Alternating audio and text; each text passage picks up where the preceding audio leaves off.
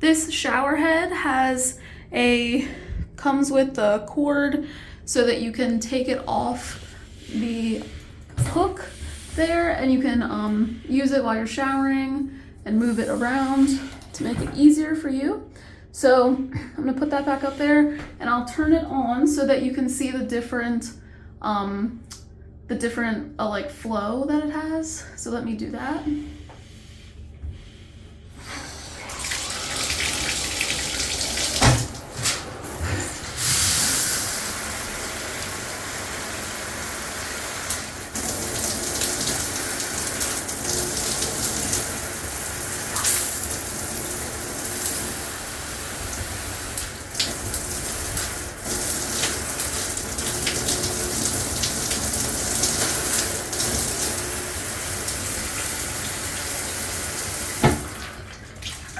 So as you can see, it does have a lot of different settings. So I have really enjoyed using the shower head. I've been using it for about a year and I've never had any issues with it.